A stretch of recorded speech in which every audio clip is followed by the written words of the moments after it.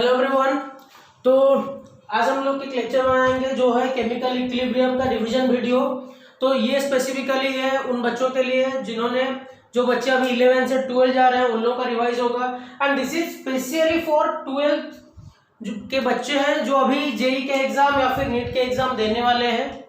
So this is a revision video. तो इसका 2-3 lecture बनाऊंगा मैं जिसमें पूरा रिवीजन करेंगे हम लोग केमिकल इक्विलिब्रियम।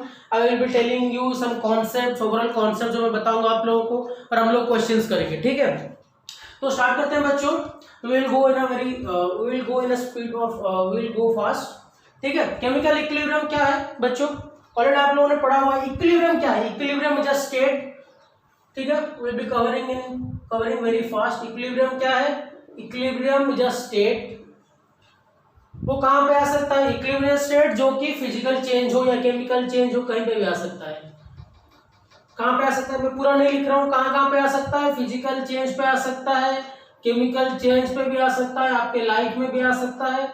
तो इक्विलिब्रियम कहीं पे भी आ सकता है। ठीक है, इक्विलिब्रियम इज अ स्टेट। तो बच्चों केमिकल इक्विलिब्रियम स्पेशली क्या है? केमिकल इक्विलिब्रियम आएगा आप लोगों का केमिकल्स के लिए, जहां पे केमिकल चेंज होगा, जहां पे केमिकल रिएक्शंस होगा। तो केमिकल चेंज पे क्या आएगा? Chemical equilibrium.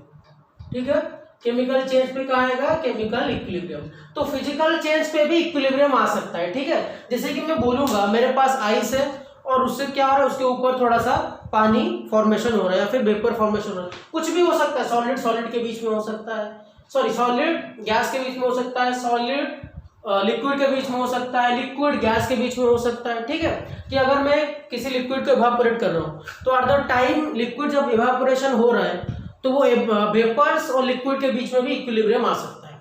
ठीक है, that is a point when we called it is an equilibrium.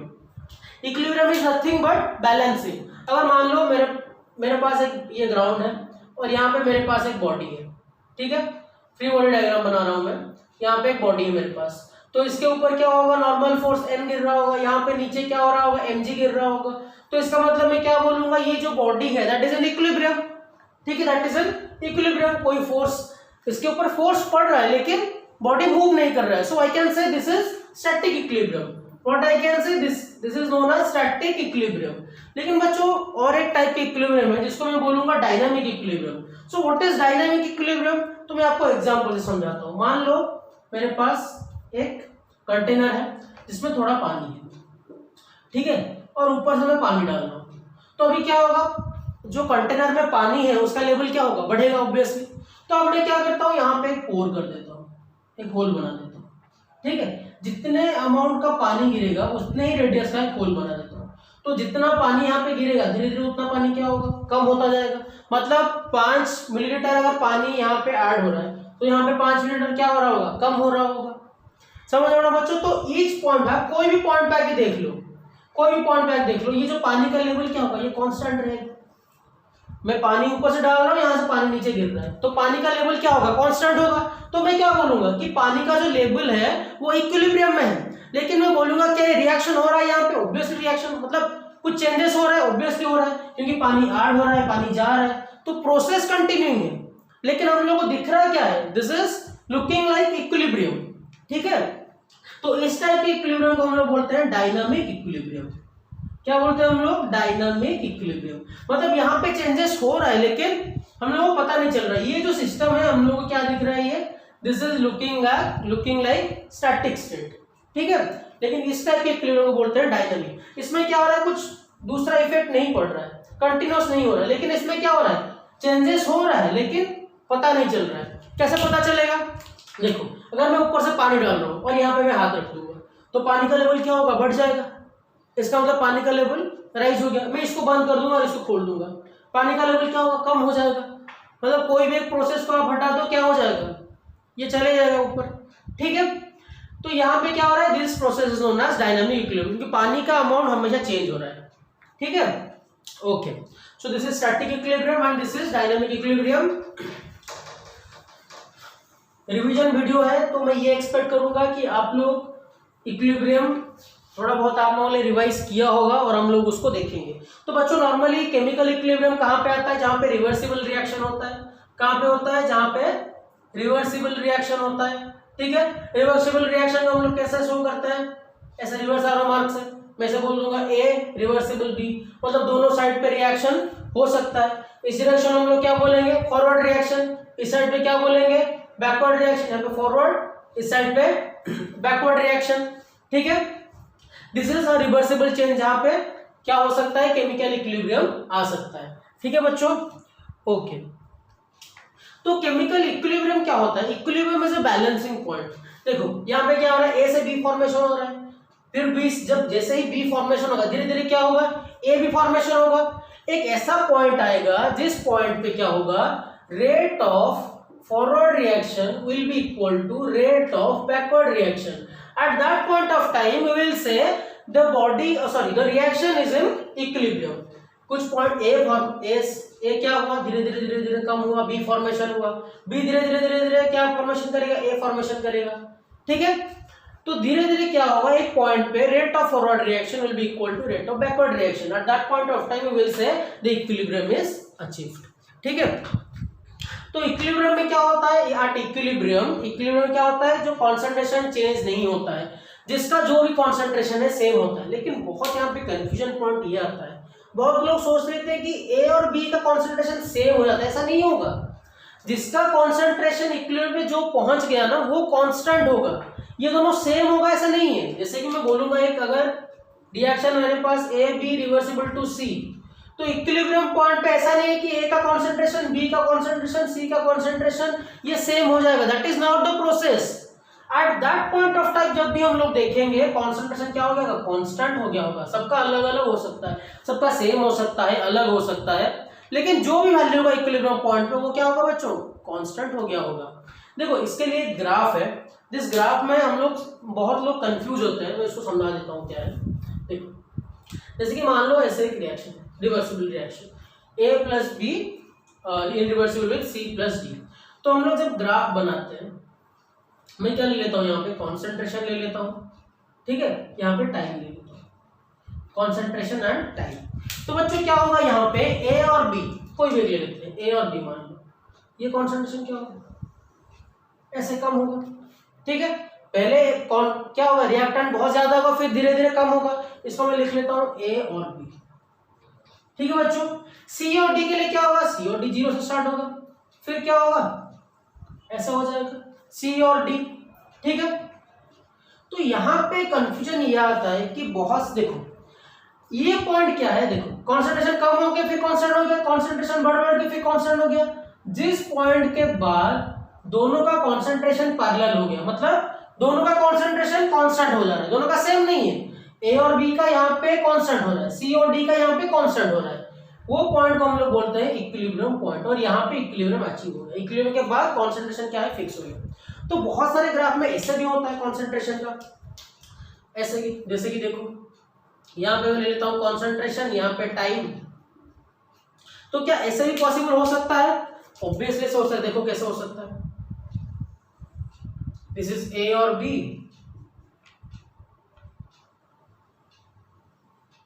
This is सी और डी। तो बोलोगे क्या ये भी है, हाँ ये भी है इक्विलिब्रियम, क्यों नहीं हो सकता, यहाँ पे क्रॉस करके आ सकता है, ऐसे इस पॉइंट के बाद पैरेलल भी हो सकता है, ये क्या इक्विलिब्रियम। तो इसके साथ कंफ्यूज मत होना, किसी किसी बुक में ऐसे देता है, किसी किसी बुक में ऐसे देता है, दोनों सेम ही है। बच्चे कंफ्यूज होते हैं कि सर ये सही है कि ये सही है, दोनों ही सही है। वो सिचुएशन के ऊपर डिपेंड करता है, हम लोग क्या कॉन्सेंट्रेशन ले रहे हैं उसके ऊपर डिपेंड करता है। आप लोग को ये देखना है कि किस पॉइंट के बाद दोनों लाइन पैरेलल हो जा रहे हैं, सी और डी। अच्छा तो क्या ये भी पॉसिबिलिटी है, मैं अगर बोलूंगा फिर से एक ग्राफ लिखता हूं, यहाँ पे कॉन्सेंट्रेशन लिख लेता हूं, यहाँ पे टाइम लिख लेता हूं, क्या ये भी पॉसिबल है, yes this is also possible.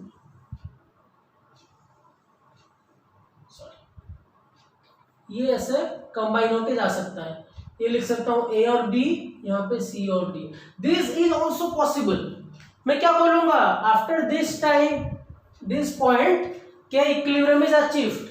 समझ में आ रहा है बच्चों, ये क्रॉस करके जा सकता है, ऐसा पैरेलल ही जा सकता है अलग अलग होके, और एक की तरह के लाइन में बन सकता है। This is nothing but concentration. देखो ये पॉइंट के बाद इसका कॉन्सेंट्रेशन फिक्स हो गया, कितना कॉन्सेंट्रेशन है बच्चों, ये पॉइंट इसका कॉन्सेंट्रेशन इतना है, इक्विलिब्रियम पॉइंट पे इसका कॉन्सेंट्रेशन इतना है, सी और डी का ज्यादा है। At this point of time इसका कॉन्सेंट्रेशन इतना है, इसका कॉन्सेंट्रेशन इतना है, at this point of time दोनों का कॉन्सेंट्रेशन क्या है, सेम है।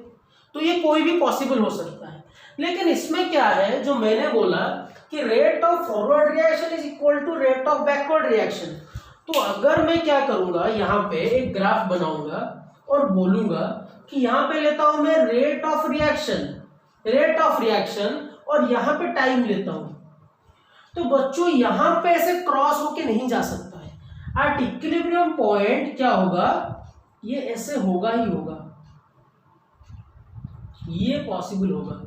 दिस इज अ मस्ट, ये मर्ज होगा ही होगा, क्योंकि के इक्विलिब्रियम के बाद क्या होगा, rate of forward reaction will be equal to rate of backward reaction. ये होगा ही होगा, कैसे भी कर लो आप लोग।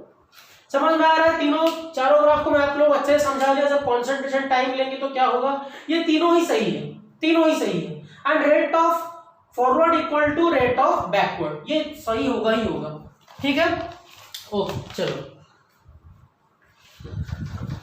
आई होप आप लोग क्लियर हो गए बात। ये तीनों बस इसका एक स्क्रीनशॉट ले लो या फिर नोट डाउन कर लो, ठीक है। और इसके बाद कंफ्यूज नहीं होना है, इसके बाद तो एग्जाम्पल लेके हम लोग समझेंगे ताकि इजीली आप लोगों को समझ में आ जाए, ठीक है।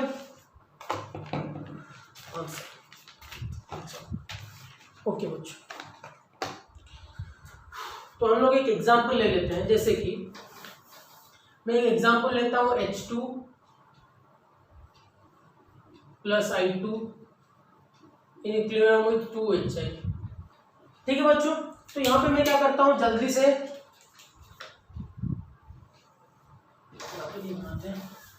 Let's draw here. यहाँ पे कॉन्सेंट्रेशन ले लेता हूं और इस साइड पे टाइम ले लेता हूं बच्चों। तो क्या करूंगा मैं भी आप लोगों को शो करूंगा कि ये कैसे पॉसिबल हो रहा है। ग्राफ जो बहुत डिफरेंट टाइप के दिखाते हैं, जो अभी आप लोगों में तीनों टाइप का दिखाया कॉन्सेंट्रेशन और टाइम के साथ, हम लोग कैसे उसको पॉसिबल कर सकते हैं।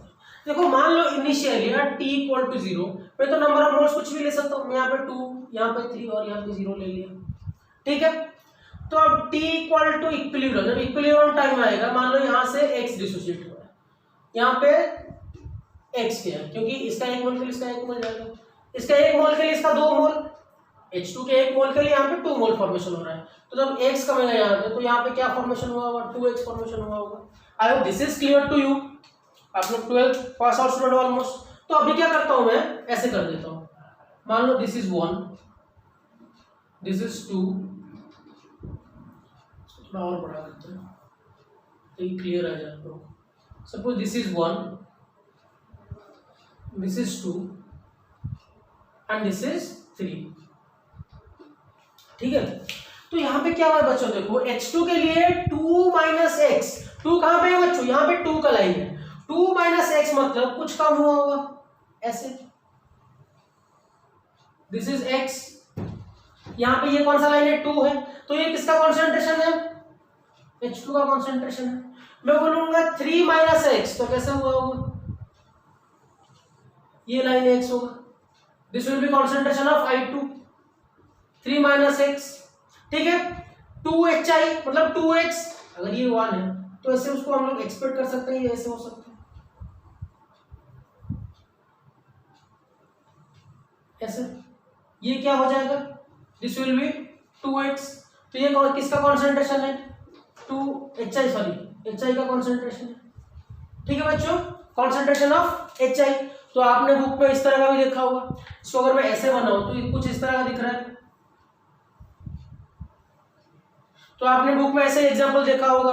तो कंफ्यूज मत होना बच्चों, दैट इज द रियलिटी कि इक्विलिब्रियम पॉइंट पे देखो, मान लो कि इस पॉइंट पे इक्विलिब्रियम आ गया, इस पॉइंट के बाद क्या हो रहा है, कांस्टेंट हो जा रहा है, ठीक है। एट इक्विलिब्रियम पॉइंट ये क्या होगा, कांस्टेंट हो जा रहा होगा, ठीक है बच्चों। ओके, मैं जल्दी से और एक एग्जांपल दिखा देता हूं आपको, बहुत ही प्यारा एग्जांपल है, ये हम लोग बहुत यूज करते हैं। N2 + 3H2 = 2NH3। गैसेस वगैरह नहीं लिख रहा हूँ, डायरेक्ट करते हैं हम लोग। मान लो मैं यहाँ पे 3 लेता हूँ, यहाँ पे 3 लेता हूँ, यहाँ पे 0 लेता हूँ इनिशियली, इसको ग्राफ में प्लॉट करते हैं। ये होगा t = 0 में, t या इक्विलिब्रियम में क्या होगा, 3 माइनस एक्स, यस ये होगा 3 माइनस 3x। क्यों 3x होगा, एक के लिए 3 मोल, x हो रहा तो यहाँ पे 3x होगा, एक के लिए 2 मोल, एक मोल के लिए 2 मोल, तो x के लिए क्या होगा यहाँ पे 2x होगा।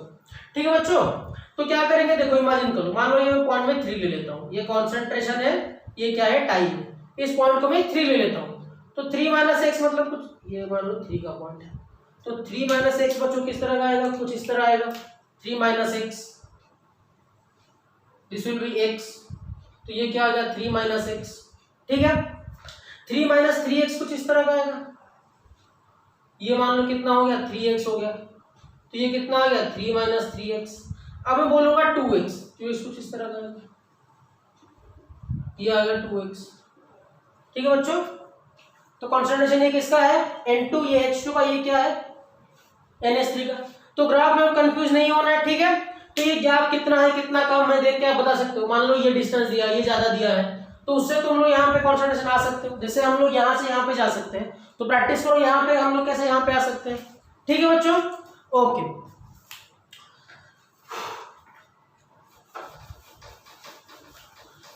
तो आप लोग क्या करो, बुक से एक बार इक्विलिब्रियम की जो प्रॉपर्टीज है उसको देख लो कि equilibrium is dynamic in nature. Equilibrium को हम लोग क्या करते हैं, इक्विलिब्रियम को हम लोग क्लोज वेसल में करते हैं। क्यों क्लोज वेसल में करते हैं बच्चों, क्योंकि मान लो मेरे पास एक इक्विलिब्रियम हो रहा है, कैल्शियम कार्बोनेट CaCO3, और ये क्या फॉर्मेशन कर रहे हैं CaO + CO2। ठीक है, अगर मैं इसको क्लोज वेसल में नहीं करूंगा तो CO2 गैस क्या होगा, इवेपोरेट होकर चले जाएगा। तो इसलिए हम लोग किस में करेंगे, इसको हम लोग करेंगे क्लोज वेसल में। ठीक है बच्चों, ये रिएक्शन क्या होगा, क्लोज वेसल में पॉसिबल होगा। ठीक है, इक्विलिब्रियम डायनामिक इन नेचर। और क्या होगा, अगर हम लोग इसमें एक इंपॉर्टेंट पॉइंट है कैटलिस्ट। कैटलिस्ट का रोल क्या है, देखो कैटलिस्ट से क्या होगा, जो इक्विलिब्रियम पॉइंट है वो चेंज नहीं होगा, मतलब इक्विलिब्रियम पॉइंट क्या होगा, चेंज नहीं होगा, इक्विलिब्रियम वैल्यू जो है वो रहेगा, लेकिन वो थोड़ा जल्दी आ जाएगा। जैसे कि मान लो अगर ये रेट ऑफ रिएक्शन है और ये यहाँ पे टाइम है, ये ऐसे है, कॉन्सेंट्रेशन के लिए हम लोग ऐसे कर सकते हैं, ये ऐसे है, तो हमने कैटलिस्ट अगर यूज किया तो थोड़ा इस तरह से हो जाएगा। तो जो इक्विलिब्रियम का ये वैल्यू है, ये वैल्यू फिक्स रहेगा, लेकिन ये थोड़ा जल्दी आ जाएगा। जैसे कि मैं बोलूंगा एक जगह को, एक डेस्टिनेशन को आप लोगों को जाना है, तो आप लोग क्या करते हो, साइकिल से जाते हो, मान लो आपको 10 मिनट लग रहा है, तो आप लोग अगर बाइक से जाओगे आपको क्या लगेगा, 5 मिनट लग सकता है। ठीक है, तो इसका मतलब डेस्टिनेशन सेम रहा है, लेकिन जो टाइम रिक्वायरमेंट है वो क्या हो रहा है, कम हो रहा है। ठीक है बच्चों, तो यहाँ पे क्या होगा, कैटलिस्ट के वजह से क्या होगा, वो टाइम जो है जल्दी आ जाएगा। I hope you are clear about it. Okay,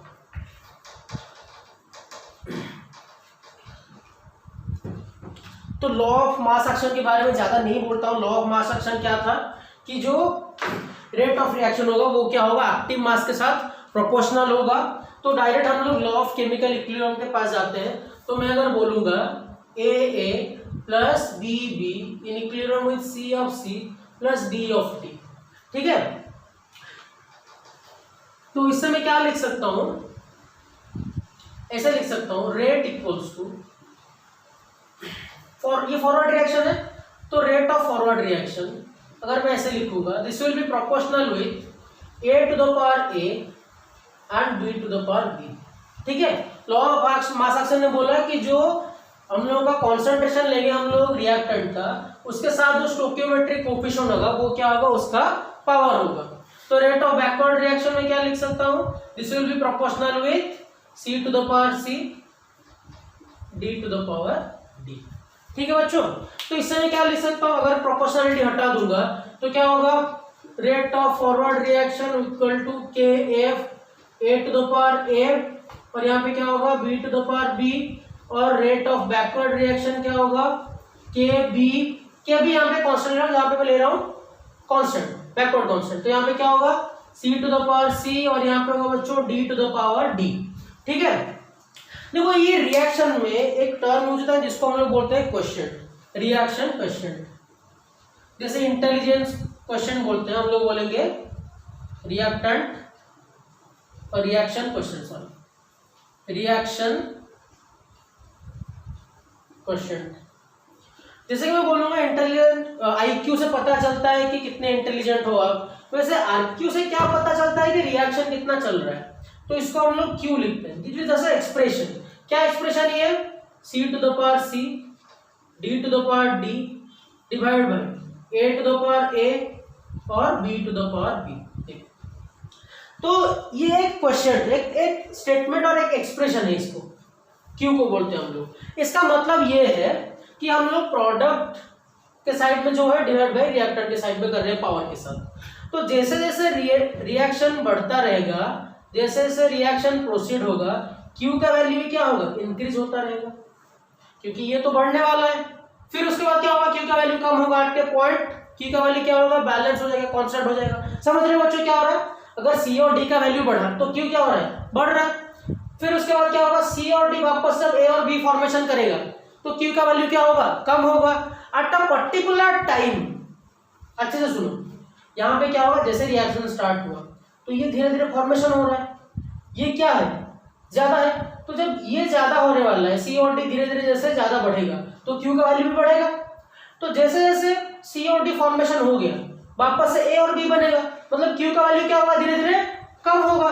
मतलब क्यू पहले बढ़ेगा, फिर उसके बाद क्यू कमेगा।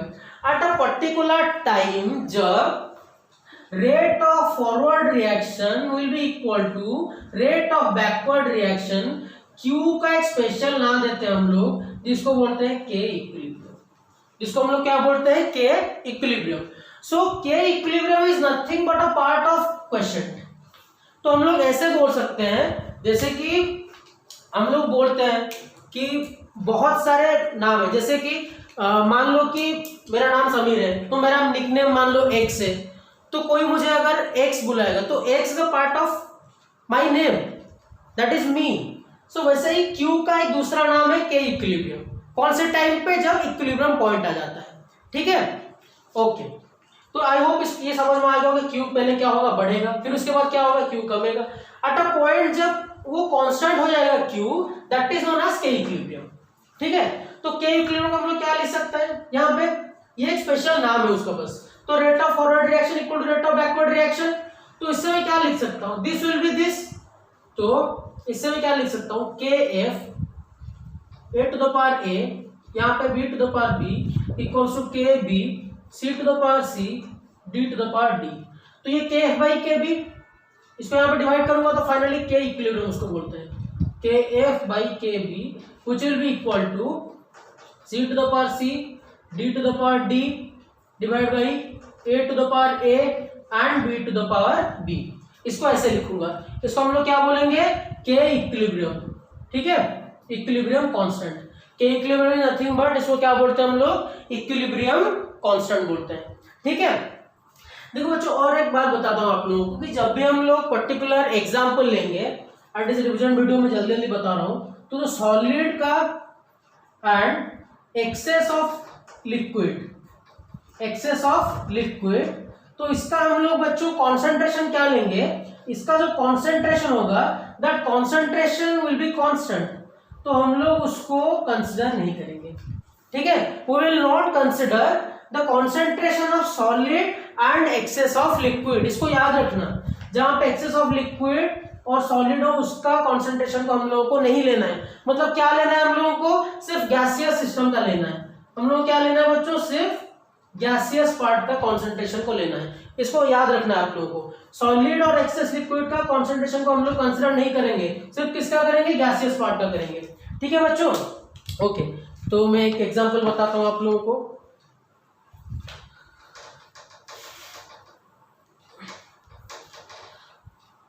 शायद 3 से 4 लेक्चर इसका बन सकता है, तो हर दिन बनेगा ये लेक्चर, तो आप लोगों को जल्दी में खत्म कर दूंगा chemical equilibrium. This is a very important topic, फिर इसके बाद आयनिंग स्टार्ट करेंगे। तो हाँ, मैं अगर बोलूँगा CaCO3 ये सॉलिड है, ठीक है, यहाँ पे बोलूँगा CaO प्लस यहाँ पे बोलूँगा CO2 गैस है, तो यहाँ पे के इक्विलिब्रियम में क्या लिख सकता हूँ, टेक्निकली क्या लिखना चाहिए, CaO concentration into CO2 divide by CaCO3, लेकिन यहाँ पे ये सॉलिड है और यहाँ पे सॉलिड है, तो ये सिर्फ क्या हो जाएगा, CO2 हो जाएगा। ठीक है, मैं अगर बोलूँगा N2 gas plus 3H2 gas और यहाँ पे बोलूँगा 2NH3 गैस। ठीक है बच्चों, तो यहाँ पे के इक्विलिब्रियम क्या हो जाएगा, के इक्विलिब्रियम विल बी NH3। देखो सारे गैसेस सिस्टम है, NH3 पावर 2, ये कोफिशिएंट ऊपर जाएगा, वहां पे C to the power C, NH3 power 2, यहाँ पे क्या होगा H2 टू द पावर 3 और यहाँ पे क्या होगा N2 होगा। दिस विल बी के इक्विलिब्रियम। सिर्फ हम लोग क्या कर रहे हैं, गैसियस सिस्टम को ले ही रहे हैं। ठीक है, ठीक है बच्चों, तो यहाँ पे देखो सॉलिड और एक्सेस ऑफ लिक्विड का हम लोगों को नहीं लेना है, क्या लेना है, सिर्फ गैसियस सिस्टम का लेना है। अच्छा, और एक बात आप लोगों को बता देता हूं, जैसे कि इस टाइप के रिएक्शन में, रिवर्सिबल रिएक्शन में क्या हो रहा है बच्चों, देखो सॉलिड यूज हो रहा है, सॉलिड फेज, और यहाँ पे क्या हो रहा है, गैस फेज यूज हो रहा है, मतलब different type of phases are there. इस टाइप के रिवर्सिबल रिएक्शन को हम लोग बोलते हैं हेटेरोजीनियस इक्विलिब्रियम। ठीक है, क्या बोलेंगे, हेटेरोजीनियस। इसको क्या बोलेंगे, होमोजीनियस। क्यों होमोजीनियस बोलेंगे, क्योंकि इसमें सारे गैसेस है। अगर मैं सब लिक्विड लूंगा तो क्या होगा, वो होमोजीनियस, लिक्विड सॉलिड गैस इस तरह का लूंगा तो वो क्या होगा, हेटेरोजीनियस होगा। ठीक है बच्चों, ओके, आई होप ये क्लियर हो गया आपको। ओके, होमोजीनियस क्या है, हेटेरोजीनियस क्या है, इतना जल्दी के इक्विलिब्रियम और के इक्विलिब्रियम आ गया था, और मैंने क्यों बताया था आप लोगों को, तो will take special cases like K P, K C and के एक्स। ठीक है, तो जब हम लोग के इक्विलिब्रियम को हम लोग प्रेशर के टर्म में लिखेंगे उसको हम लोग बोलेंगे के पी, कॉन्सेंट्रेशन के टर्म में लिखेंगे तो के सी, और हम लोग मोल फ्रैक्शन के टर्म में लिखेंगे तो उसको हम लोग बोलेंगे के एक्स। ठीक है बच्चों, तो क्या मैं करूंगा यहाँ पे, ये जो पर्टिकुलर एग्जांपल है मैं उसमें लिख लेता हूँ। देखो, तो इसको रिएक्शन को हम लोग ऐसे लिखते थे, A A plus P B, यहाँ पे C C plus D of D. ठीक है, ओके, तो एक पर्टिकुलर एग्जांपल ही लेते हैं हम लोग, क्या लिखेंगे, N2 प्लस 3H2 2NH3, इसको ही ले लेते हैं पर्टिकुलर एग्जांपल। ठीक है, तो यहाँ पे मैं अगर के सी लिखूंगा, के सी मतलब सारे टर्म्स क्या होगा, कॉन्सेंट्रेशन के टर्म्स में होगा, तो इसका मतलब NH3 का कॉन्सेंट्रेशन पावर 2 बाई N2 का कॉन्सेंट्रेशन बाई H2 का कॉन्सेंट्रेशन पावर 3। ठीक है बच्चों, तो इसको मैं अगर Kp के टर्म्स में लिखूंगा, Kp यानी कि पार्शियल प्रेशर। तो पार्शियल प्रेशर जो होता है, पार्शियल प्रेशर इक्वल्स टू, हम लोग क्या बोल सकते हैं, सॉरी, हाँ ठीक, जो प्रेशर है यहाँ पे, सॉरी प्रेशर के टर्म में लिखेंगे हम लोग, जो यहाँ पे पार्शियल प्रेशर से टर्म हम लोग यूज करेंगे, पार्शियल प्रेशर, तो फॉर्मूला क्या है, PV equals to NRT, PV equals to NRT, इसका मतलब क्या होगा, P equal to N by V R T, तो यहाँ पे क्या होगा, P equal to C R T, N by V is nothing but concentration, P equal to C R T. तो यहाँ पे क्या लिख सकते हैं हम लोग, NH3 का कॉन्सेंट्रेशन, हालांकि इसको ऐसे लिखेंगे पहले, P of NH3 power 2 by P of H2 power 3 by pressure of N2 power 1, partial pressure ये सब। ठीक है, तो पार्शियल प्रेशर का और भी एक फॉर्मूला है, partial pressure equal to mole fraction into total pressure. क्या होगा, partial pressure equal to mole fraction into total pressure. तो यहाँ पे PNH3 अब हम लोग क्या लिख सकते हैं, CRT, मतलब ये होगा NH3 का कॉन्सेंट्रेशन का स्क्वायर, PNH3 का स्क्वायर है ना, तो NH3 इंटू RT का स्क्वायर होगा, तो NH3 का स्क्वायर इंटू RT का square divide by P of H2 को क्या लिख सकता हूँ, H2 टू द पावर 3, और यहाँ पे क्या लिखूंगा, RT to the power 3, P of N2 क्या होगा, N2 क्या होगा यहाँ पे, N2 का कॉन्सेंट्रेशन इंटू RT। ठीक है, तो यहाँ पे बच्चों क्या हो जाएगा, ये हो जाएगा NH3 का पावर 2 डिवाइड बाई H2 का पावर 3, और यहाँ पे होगा N2, और यहाँ पे हो जाएगा RT to the power 2 minus 4, 2 minus 4, ये पावर 1 है, तो RT to the power minus 2 हो जाएगा। देखो इन दोनों को अगर हम लोग देखेंगे, this is nothing but KC, this is nothing but KC, और RT टू द पावर क्या हो रहा है बच्चों, RT टू द पावर हम लोग ले रहे हैं डेल NG। डेल NG का मतलब क्या है, डेल NG मतलब जो प्रोडक्ट साइड के गैसियस पार्ट होंगे ना, स्टोइकियोमेट्री माइनस रिएक्टेंट साइड। देखो यहाँ पे ये हो गया 2, यहाँ पे हो गया 3 प्लस 1 कितना 4, तो 2 माइनस 4 कितना आ गया, -2। ठीक है बच्चों, तो फॉर्मूला हम लोगों को क्या मिल गया, फॉर्मूला मिल गया हम लोगों को Kp equals to Kc RT to the power del NG, ये एक फॉर्मूला मिल गया हम लोगों को। ठीक है, Kp equal to Kc RT to the power del NG। ठीक है बच्चों, फिर मैं और क्या करूंगा, यहाँ पे इसको हटा देता हूं, Kx के टर्म में हम लोग लिखते हैं, तो Kx क्या है, मोल फ्रैक्शन है, Kp को ही लिखते हैं। देखो Kp ये टर्म से डायरेक्ट में लिख रहा हूं यहाँ पे, partial pressure equal to mole fraction in total pressure, तो हम लोग क्या लिख सकते हैं, के पी इक्वल्स टू PnH3 की जगह पे मैं क्या लिखूंगा, x ऑफ NH3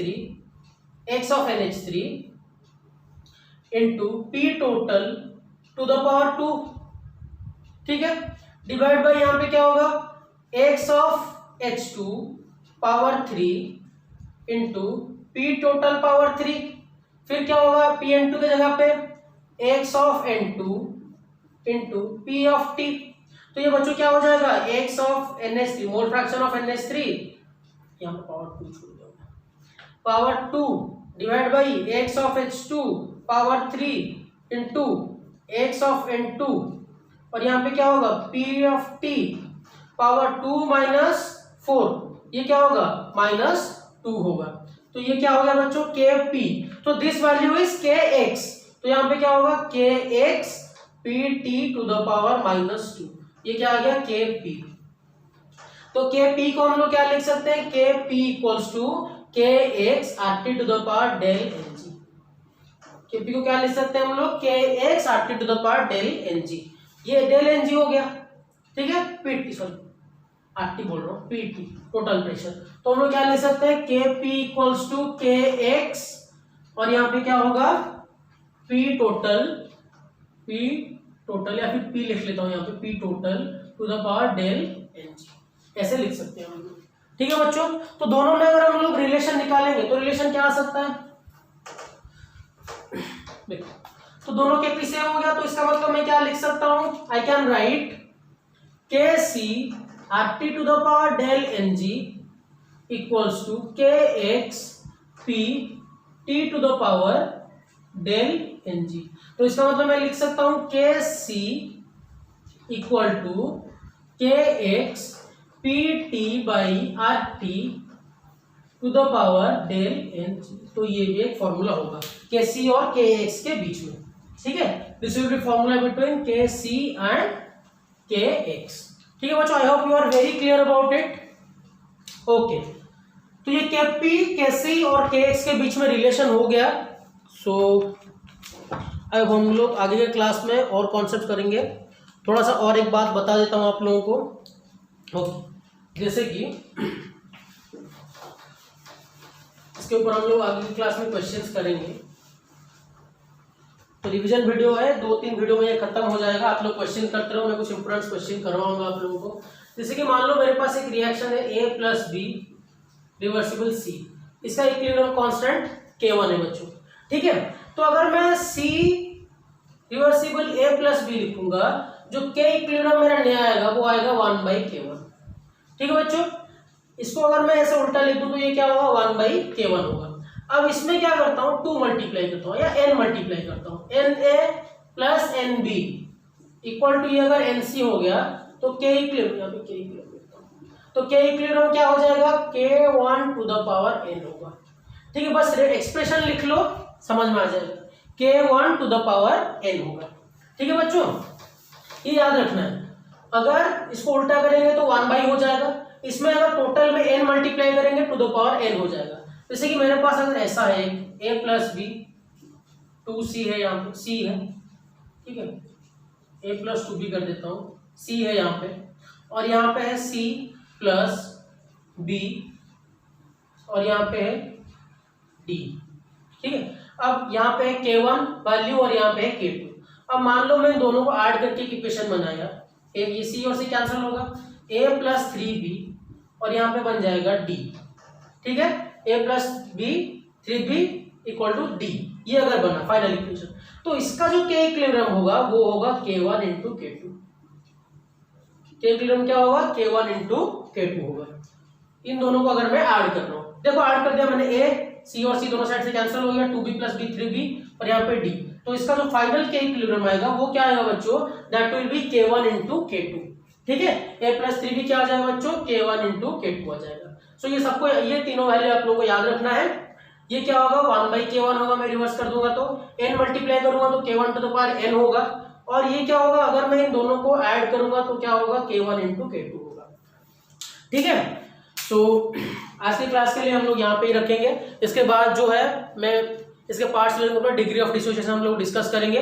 तब तक ये पार्ट को आप लोग अच्छे से रिवाइज करते रहो। इसका वीडियो कल आएगा, तो तब तक पढ़ते रहो, मेहनत करते रहो। Have a nice day and thank you.